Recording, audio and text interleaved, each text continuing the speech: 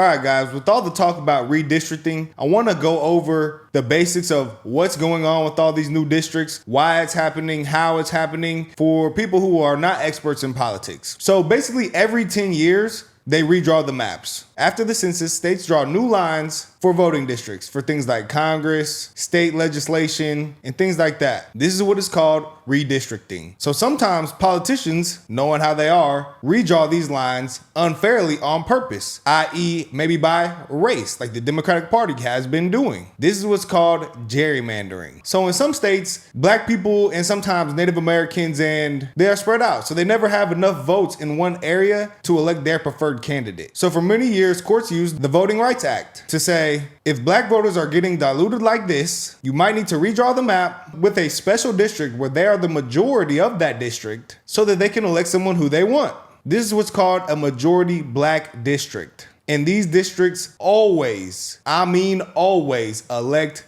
Democrats to their own demise. So all of the talk and all of this started up again with Louisiana. So when they redrew their maps, they had 2 majority black districts. So the people in Louisiana sued and they said, this is unfair. This district was drawn straight off of race. There was nothing else that went into it besides literally race. So on April 29th, the Supreme Court agreed and they said, yes, this is wrong. The Supreme Court ruled that you cannot let race be the deciding factor in drawing a district. Makes sense to me. They called it an illegal act of racial gerrymandering. So this was a huge deal in America because it made it so much harder for states to gerrymander and force black majority districts. So yesterday, 2 other states, Mississippi and North Dakota, were in a similar fight. We're in a similar fight as Louisiana. So the lower courts in Mississippi said you must make black majority districts. And the lower courts in North Dakota also said you must make a native majority district. And the Supreme Court said, no, we will not do that. That is the literal definition of racial gerrymandering. You cannot draw a map trying to include all the minorities into one group. That's just not fair. Why would you, in America,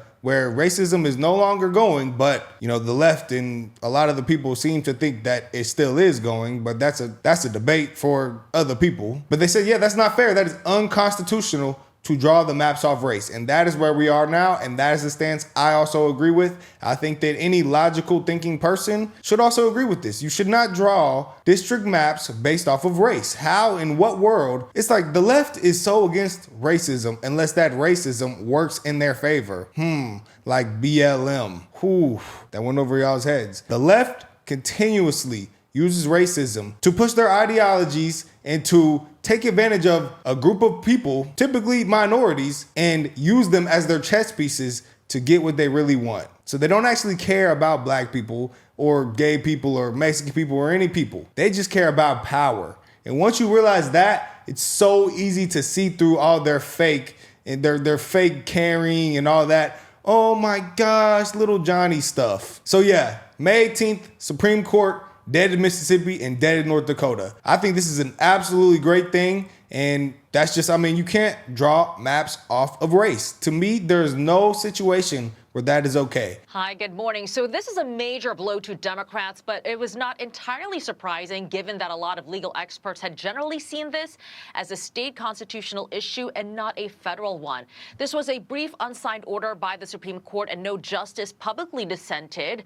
Virginia Governor Abigail Spanberg is now criticizing the high court's decision, saying it goes against what Virginians had voted for. She says, as governor, I will make sure voters know when and how to cast their votes this year because our votes are how we choose the representation we deserve. The state Supreme Court ruled the legislative process to advance this redistricting proposal violated their constitution. They argue it was proposed when voting had already started, meaning which one looks like it makes more sense? Were not given a chance to respond. The ruling by the Supreme Court means Virginia's current map will stay in place for November. When politicians get in a line and they're not obeying the Constitution, our state Constitution, to get them back in the line, it's a win for the rule of law and it's a win for common sense. In other states, you've seen where you have 40 to 45% of voters saying they want a Republican and they have 0% of the representation in Congress. And what the Supreme Court says is each state can make their own determination. In this case, if you're going to try to amend the Constitution, you can't ignore the Constitution, is essentially what the Supreme Court did. Republicans now have new hope as they redraw maps across the country. More states like Alabama, Louisiana, and South Carolina are participating in the president's push for this mid-decade redistricting campaign.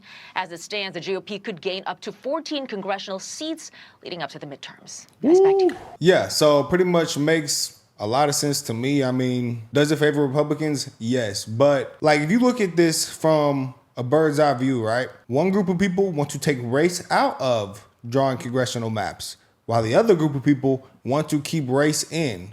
Okay, well, if we're a country that's supposed to be against racism, which of those groups would you think is more racist? Maybe because they need those people for their votes. That's the only reason they're in power. But of course, our good friend Ketanji Brown Jackson is objecting this completely. The Supreme Court threw out lower court rulings in Mississippi and North Dakota involving racial redistricting claims under Section 2 of the Voting Rights Act. The cases were sent back to federal district courts to reconsider them after the High Court's recent decision in Louisiana v. Calais, which raised the legal standard for challenging electoral maps. The Mississippi case involved state legislative districts that lower courts found diluted black voting power, while the North Dakota case centered on claims that Native American voters were unfairly weakened in the state's legislative map.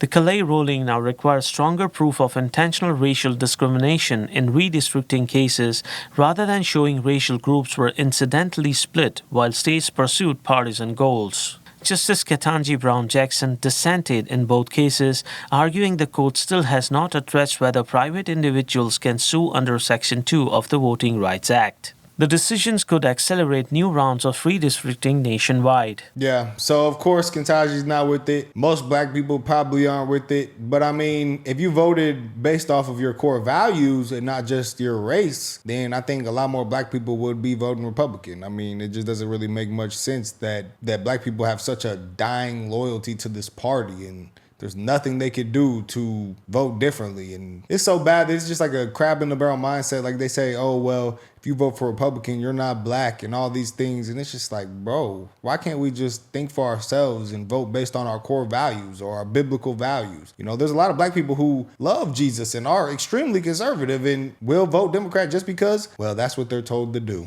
See, guys, I thought this meme was absolutely hilarious when I first saw it because it is so true. I mean, look, don't die on me, you bastard. We still need to use you. With racism. I'm telling you guys, nobody on the right, I'm not gonna say nobody, but all the encounters I've had with people on the right being a black person have been nothing but positive. We go to these events and people who don't even know us from YouTube are happy we're there. Like, I mean, I think it's ignorant to say all Republicans are racist. You can't say that about Democrats either, but you can't sit here and think that based off their policies and their use of black people like chess pieces and illegal immigrants like chess pieces, that they don't have some racism issues over there. So that's what I think on it, man. Lord Jesus, be with this country. I think this is a good thing. Let me know what you guys think in the comments. Be sure to like, comment, subscribe. It's the best way to support the kid. I appreciate it.